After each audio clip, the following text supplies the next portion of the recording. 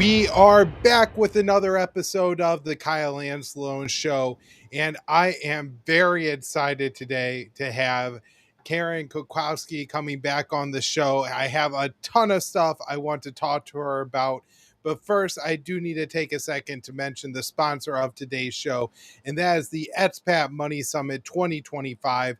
This is an annual online event, so no traveling needed. You could sign up for your free ticket today. The event is coming up at the end of this week, October 10th through the 12th, and it is free access, free ticket to learn all about crafting your perfect plan B, how to get a second passport, where you could buy property abroad, and once you get there, what your tax situation will be like. Maybe it'll even be a little bit better, have to pay less money to the U.S. war machine. So you can again sign up for your free ticket at expatmoneysummit.com. If you want access to the VIP portion of the event, I recorded my VIP panel today. I think it was an excellent conversation. And so if you want access to that and a whole bunch of other great VIP talks, the promo code is Kyle when you check out and you save 20% off. All right, with that, let's bring in Colonel Karen. How are you doing today? I'm doing fine, thanks. Well, I have a lot I want to talk to you about today. Israelis in the Pentagon.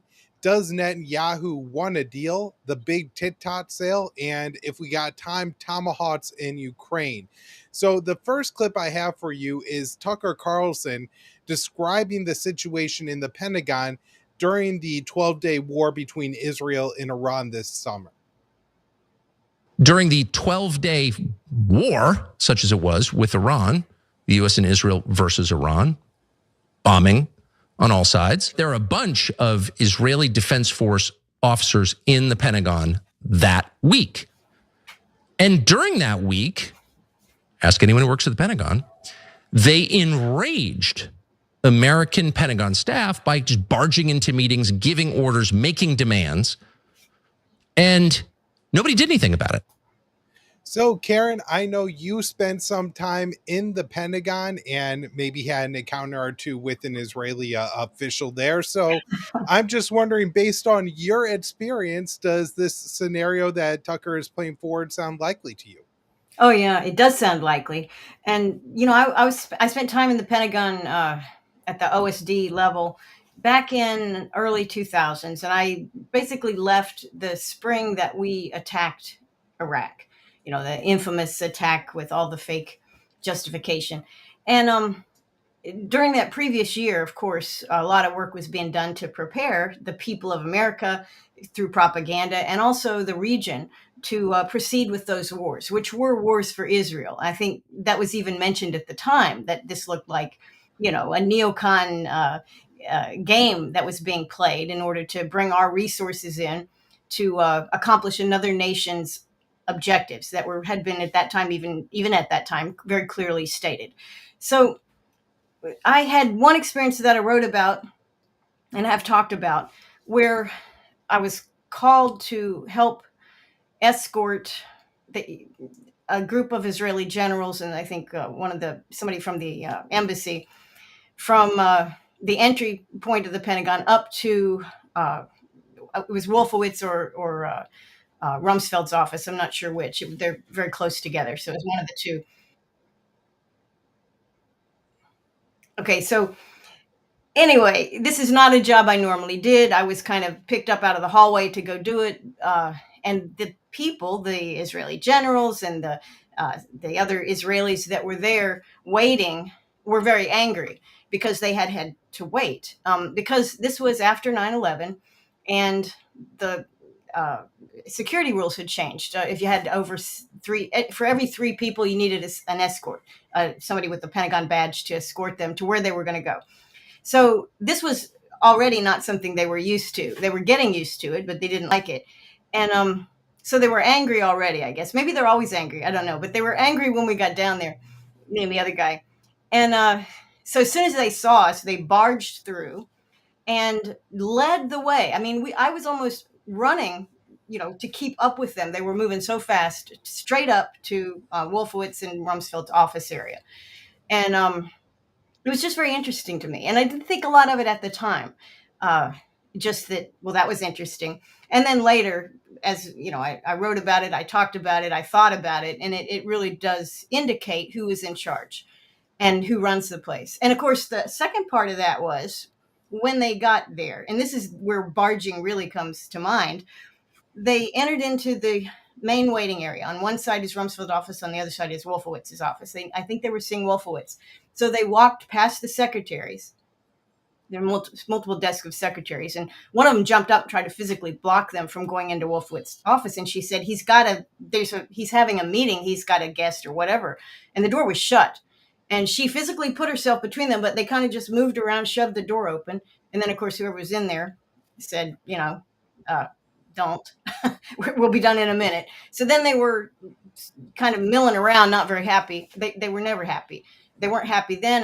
And I said, because just trying to be helpful, I said, well, perhaps these guys can sign in, because we had walked right past the sign-in thing, the sign-in book, which is right there at the entry. And the secretary raised her hands and said, no, they don't have to sign in. And that was the end of that. So that was the end of my story. Yeah, we left, went back to work. But anyway, very comfortable in the Pentagon, very authoritative in the Pentagon, barging in.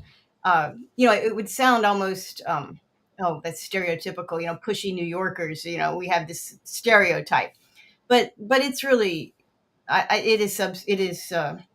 it was substantiated in the way that these guys behaved. And we had uniformed guys. Most of them were not in uniform, but they were the bosses. And it was just, for me, very interesting, because I had not seen that before, because just I didn't have an opportunity. I didn't work with them. And actually, I have to say, I worked with Zionists, or I worked in the same area as Zionist Jews and other pro-Israel Jews. And they were, to a person that we worked with, very nice, very not pushy, kind, kind of what my stereotype was of Jewish people. I love them. So I was doubly shocked to see how these generals basically assumed they were running the place, but it wasn't an assumption. Apparently they were running the place. I was the one who didn't know. I was the one who made an assumption that they weren't running the place. So, I mean, this is, I just want to really, this is the place where, some of America's most important secrets are being discussed, or, information, battle plans being drawn up, preparation for war. Now, this isn't just like, if a French general walked into the Pentagon, could he just go wherever he wants? British? No. And so I worked, prior to that, I worked North Africa countries and sub-Saharan Africa countries before that. So we would have a number of people, military and diplomatic people, that we would escort into the Pentagons for meetings and whatnot. And of course, the emphasis to us as staff officers, as people who had a role to play, was to ensure that they were always accompanied and that they only went where they were supposed to go. We would take care of them and have eyes on. And it just seemed normal. I mean, why wouldn't you? And so Israel is a special case. It's clearly a special case. Now, I can't swear that French officers don't walk around the Pentagon.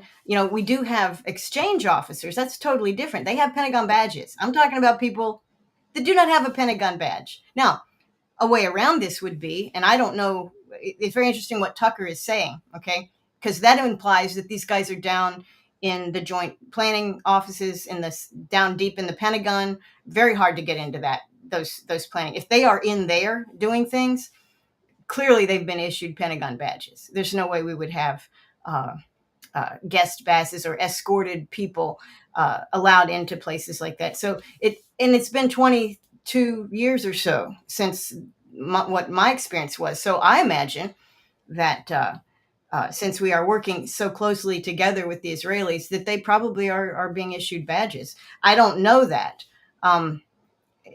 When I was there, if you didn't have a badge, you had to be escorted at all times, period. That's how it was. Yeah, great insights, Karen. And one of the things that I think is so important about the story that Tucker puts forward here is that I've also read some reporting from the Jerusalem Post, from Israel's, I believe, News 13 channel, Mhm. and what they reported was when Israel launched the war against Iran. They knew that they were starting a conflict that they couldn't resolve without the U.S. eventually getting in here. And so when these Israeli officials are barging into these meetings and they're, demanding the US take action, this is it's being done for the United States on behalf of Israel. And it seems disturbing to me that we're allowing a country that is so reliant on the United States of America Yeah. apparently have such a large role, not only in, making a case for US help, but really it seems crafting US policy. Yeah. Well, the crafting of U.S. policy is something that I think a great deal of money and energy and effort has gone into on the Israeli side. I mean, they've had uh, the idea that public opinion, political decision making, the election of candidates, the idea that all of those things are areas that Israel must invest in. This is an old idea. I mean, this is the original Zionist Council of America, or the Zionist Organization of America, which had to change its name, when it was asked to register under the FARA as a foreign agent. And then the birth of APAC, which gets around this by being American funded, but its entire mission is to influence people who vote, um, the people they vote for, what policies and what things they do once they're elected, and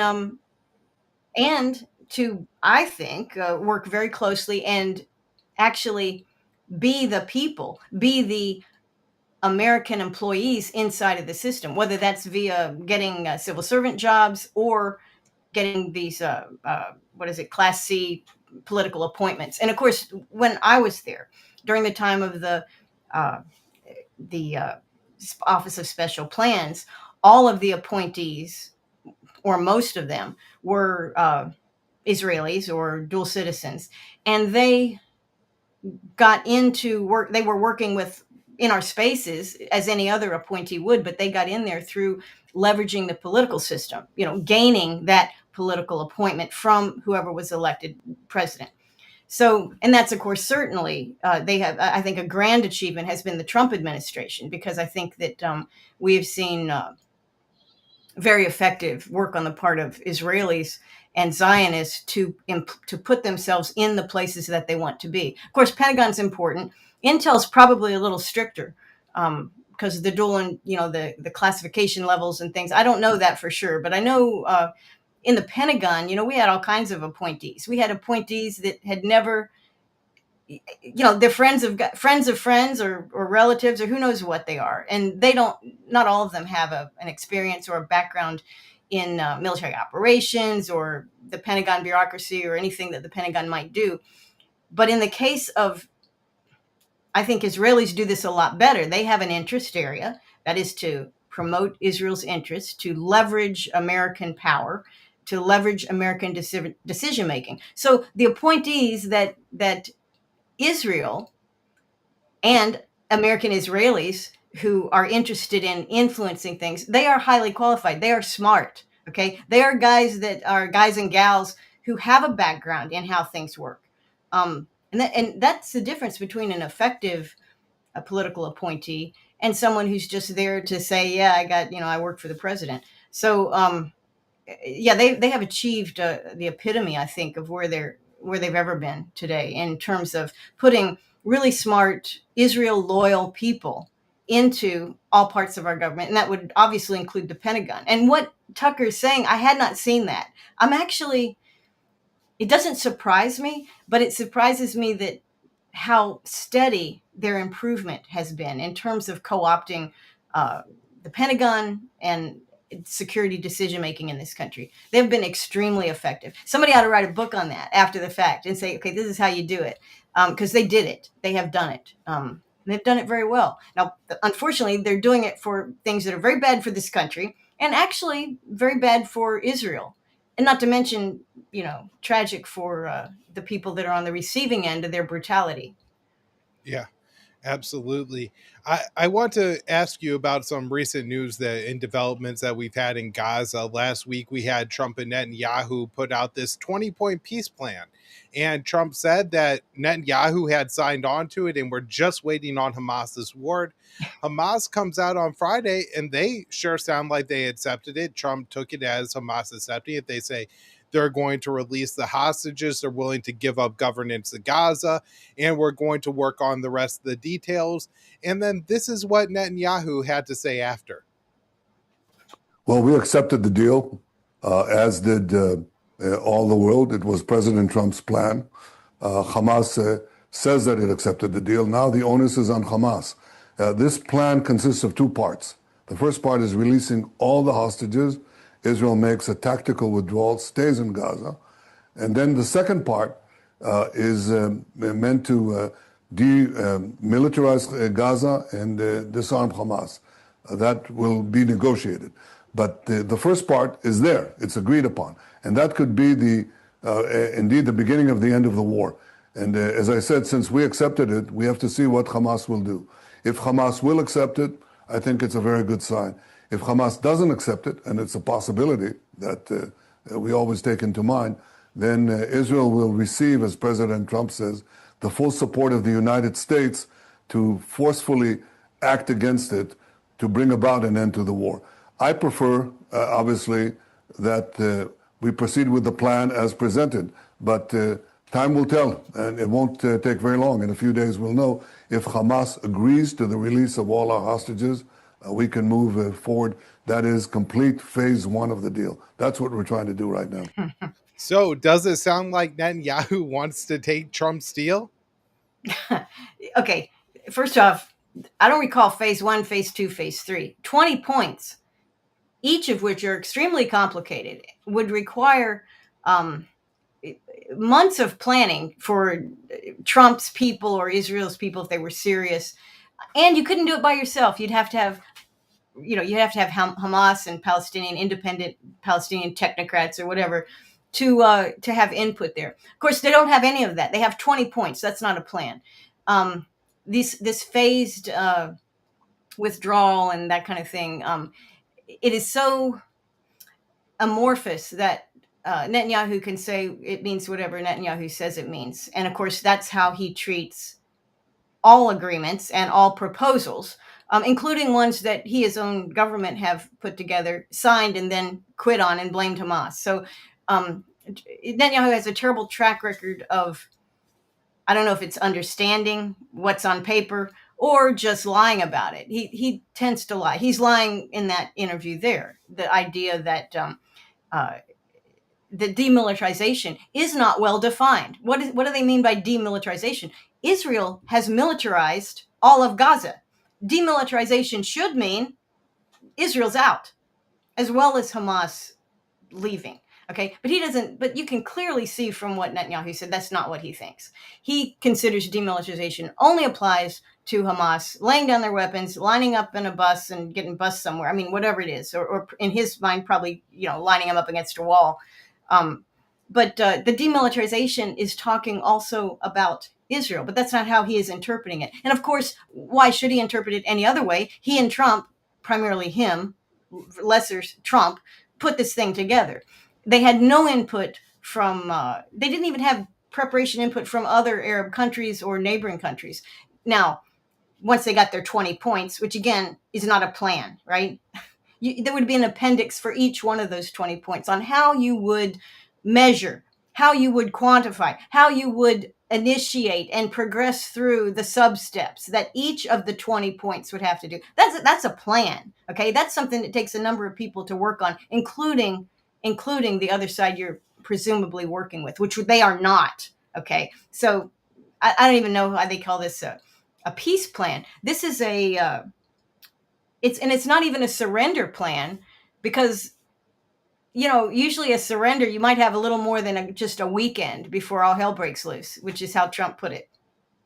So, yeah, this is it's just another. I guess what I'm saying is, this 20-point plan sounds like, oh wow, this is really cool, but I see it as nothing more than a continuation of everything else they've been doing from day one, let's talk about since October 7th, certainly in Gaza, but really how they deal with all their neighbors and all their conflicts. It's on Israel's terms, or we'll kill you. Okay, great. Well, if somebody robs you, they put a gun to your head, say, give me your pocketbook or your wallet, you're probably going to do it, right? Because if you don't, all hell's going to break loose. So you're going to do it. You don't have any power. They got a gun to your head, and they want something you have, and they're going to take it. And so basically, what are you going to do? You're going to submit. And that is how they're approaching this. That is what this is. I'm sorry. Now, to Hamas's credit and to the neighbors, they're looking at these points and they're saying, you know what? Some of these points we could build on. That would work.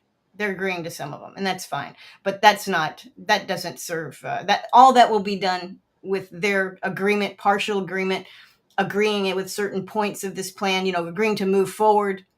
All that's going to do is give Netanyahu and Trump an excuse to say, well, see, they wouldn't do it. They wouldn't agree. So now we have to kill them all. Yeah. I do wonder, because it did seem to me that this plan had so many poison pills in it for the Palestinians that Netanyahu went forward with this only thinking that the Palestinians would reject it.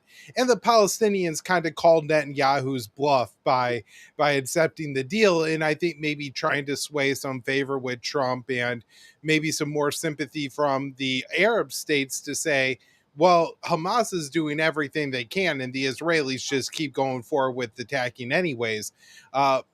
Now, I did have this headline here I want to show you. This was Axios earlier this week. Trump to Netanyahu on Gaza talks. You're always so effing negative. So we've heard this, right? I say every month or so we get a story, usually from Axios, usually from Brock Ravid, an IDF veteran and information warfare specialist, that says, boy, Trump is really frustrated with Benjamin Netanyahu, but then we do whatever he wants, sends him more arms, bombs Iran for him. We repair relations with the Qataris after Netanyahu bombs Qatar. So do you see any sign of a real split emerging here between Trump and Netanyahu? It does seem to be cosmetic, any type of split that we're hearing about. I think Trump is, here's the problem with Trump. Trump wants it over with, because he wants to call a piece that he wants to say, I did a piece, I did another piece, number 8 or whatever. But Trump is happy to allow it to end with the complete slaughter and destruction and death of the remaining Palestinians. He's fine with that. Trump does not seem to consider the historical ramifications of what he's doing. He is supporting, funding, encouraging, justifying a genocide. And it's been filmed and recorded live. This is the problem. Old time genocides, maybe you didn't have such good coverage until after the fact. We're watching it in real time, and Trump is supporting that. He doesn't seem to be swayed by what most people on the planet are swayed by. They don't like to see unarmed people slaughtered. They don't like to see the kind of destruction of multiple cities in a very small area for purposes of real estate development. That's not what people want to see. And Trump does not seem to sense that he is on the wrong side of this thing. And I think part of what it is, when Tony Blair, 2 words, right? The fact that Tony Blair popped up in this thing tells me that nobody is serious here. This is basically a real estate strategy. That's, I think, how Trump sees it. And that's very wrong. So now, is Hamas right to appeal to Trump's vanity and his pride? Sure. Let's kiss up to Trump. Do what you have to do. If he gives you a little bit to work with it. But Trump is clearly, as an individual, as our president, is on the wrong side of this. He does not understand the real problem here. The real problem here is the state. The state is murdering people with abandon. And while the rest of the world's upset about it, we're supporting it. The United States is paying for it. We're providing the weapons, the top cover, the vetoes in the UN, everything they need, we're giving it to them. And that is wrong. And Trump does not see that as wrong. So, he is tight with Netanyahu. Now, why he is is a psychological question or possibly a blackmail question. I personally, this is going to sound crazy, like I don't know and I don't know what I'm talking about here, but I am a little crazy. But I think that Israel has frightened Trump, and not just through blackmail. Because I mean, if you're 80 something years old, or however old he is, I mean, come on, what are they going to blackmail you? Anything if it has to do with sex, it's probably, he's going to take it as a compliment. So I think that it's not that. I think they have threatened him and his family. And that's something with Trump you can, well, shoot, you can do you want to threaten somebody's family, they'll do a lot to protect their family. Any human would. And Trump, I think they've got him right where they want him.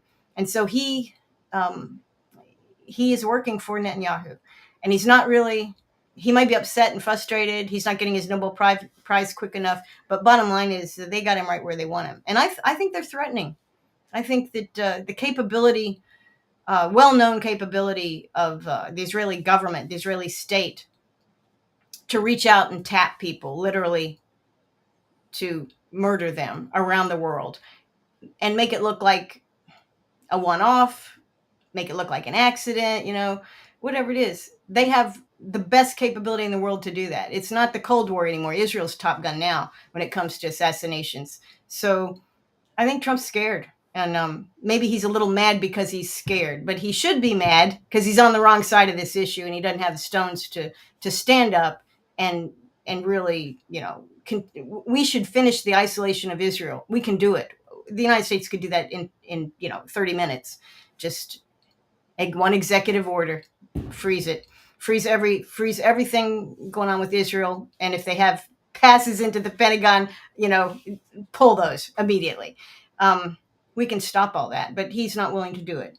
And I don't know why. I really don't know why, because, Trump during campaign, we remember how he was, with his big rallies and things like that. And he was really good about reaching out to people that had bad things happen to them, right? And kind of identifying with average people in this country. And I think that's one of the big reasons he got elected. He reached out to common people that both the major parties usually ignore.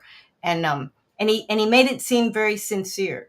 But when it comes to Palestinians, he buys the Israeli rhetoric, that they are subhuman, they're animals, they're insects, they have no souls. I mean, this is basically how Israel views them. The state, I mean, not all Israelis, most do, but this is how Trump has absorbed this message. And he needs to have some introspection, but introspection and Trump are two things that are probably not going to come together. I don't consider him a very introspective person, but maybe he is. I don't know him. Yeah. He needs that. It certainly doesn't seem likely. And, whether Trump's afraid of Netanyahu or there's another reason behind his actions, he certainly acts as if that's the case, right? Like Trump's big thing that he's been on recently is wanting to win a Nobel Peace Prize. He's constantly talking about it. And if he has a chance, getting this deal done would be a key part of it. And when on Friday, after Hamas accepts this and he tells Netanyahu to stop the bombing, we have 90 Palestinians killed over the weekend in Israeli airstrikes. And so you have Netanyahu, the leader of a country that is utterly dependent on the United States of America, not only for its survival, but to continue to wage the genocide stewing in Gaza. We could turn this off. And yet he's willing to flaunt Trump on one of the most important things that Trump could do. And Trump doesn't do anything. It's inexplicable. It really is. And you've described it perfectly. I mean, and how many times has it happened where Trump said, don't do this. And Netanyahu does. I mean, even the thing when they bombed Doha, now they said, Trump said we could do it. He said. And then Trump said, no, that's not what I said. But what happened? Nothing.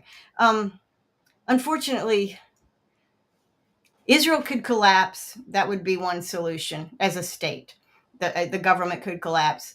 And it could retract into the territories that are legally under, I guess the 1967 borders, if you want to say that. But contract in terms of their capability to project murder and mayhem on people and just be a normal state. That could happen as a result of all these other stressors. Or somebody could make Israel do that.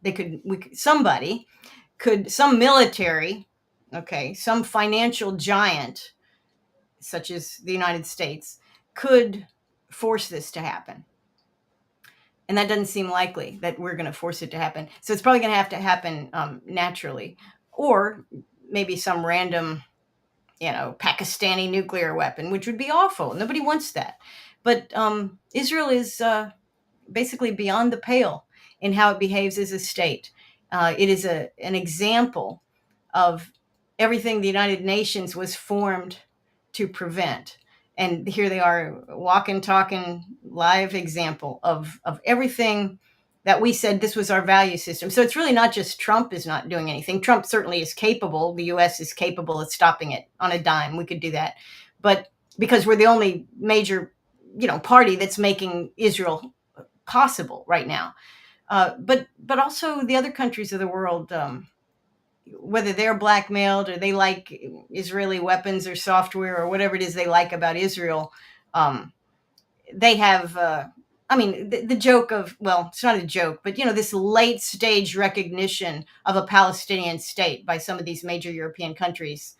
What is that about? Wait till they're all killed and then say, oh, yeah, you can have a state. Well, I can have a state, too. I can put my own flag up on my own property, and I can have a state. That's pointless. That's not what the Palestinians need. They want self-determination. They want liberty. They want to be treated, like anybody else would want to be treated. They don't want to be massacred by an army. And the worst, to me, it's annoying that it's like, oh, October 7th.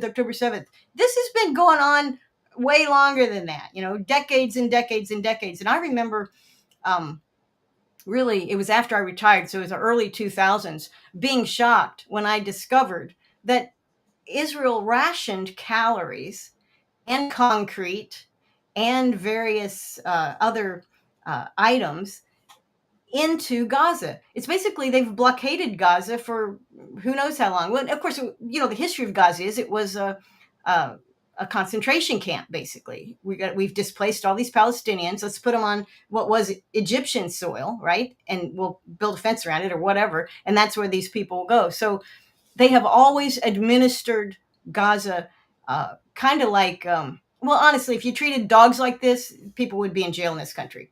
Yeah. If you had dogs or pit bulls and you crowded them and you starved them and you treated them terribly, Americans would have a terrible, we would hold this. No, this is intolerable. We stand against that. We have our own values. This is wrong.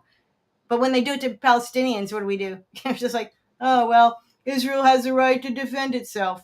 That's actually something they've destroyed, because nobody believes Israel has the right to defend itself any longer. I mean, the rest of the world, there may be some in Washington that are still scared of Netanyahu, or they're blackmailed by him, or they're making money off of him, or whatever it is.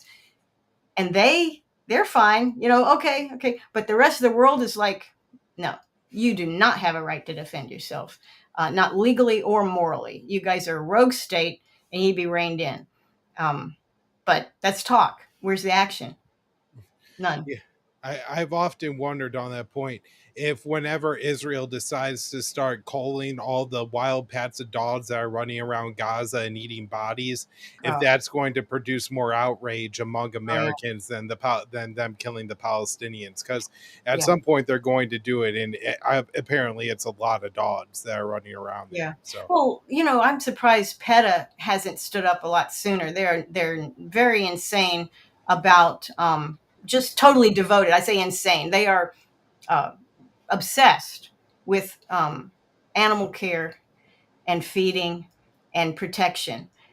And there have been innumerable videos of dogs eating Palestinian corpses and cats also in this wasteland that has been created by our weapons and Israel's army. And where's PETA? So they've lost credibility too. And actually, so goes PETA, so goes the government of Israel. I mean, the credibility is just gone. It's gone. And I think everybody sees this 20-point plan and how they're talking about it back home, how Netanyahu and members of his government, his coalition, are speaking of this 20-point plan. It's, you know what, it may work the first few times, but after a while, we're not fooled anymore. We see you for what you are, and we have no sympathy for you, which is a terrible, awful waste of what Israel had at the end of World War II and when it was formed. It had sympathy of the world. It had hope. There was hope that Israelis and Jewish people, particularly from Europe, could be safe. And they wasted every bit of it. Wasted it. And can you imagine the rest of the world having the slightest bit of sympathy? I mean, when the Iranian bombs came through, or the missiles, they made it through the Iron Dome. This is in the 12-Day War, right before Trump got involved again. The rest of the world was cheering those missiles getting through the Iron Dome. They were cheering hits on Israel. And I remember when the fires were burning, they had a problem with some forest fires early in the year. The world is cheering them. They're cheering the forest fires, saying, yeah, you're getting what you deserve. Now, if your government creates an environment where the whole rest of the planet delights in your destruction, you're a failure. And Netanyahu has done this, and he is a failure because of it. He'll go down in history as the man who ended the Zionist experiment.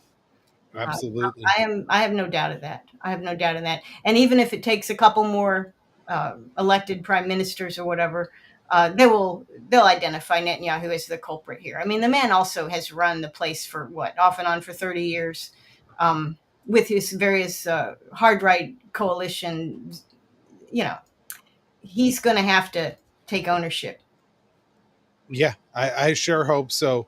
Lieutenant Colonel Karen, thank you so much for coming back on the show today, especially for being able to speak to your experiences in the Pentagon with Israelis. I really appreciate you doing that, your time today, and hope to have you back on the show again in the future. Absolutely. Thanks a lot, Kyle. Appreciate it. Thank you.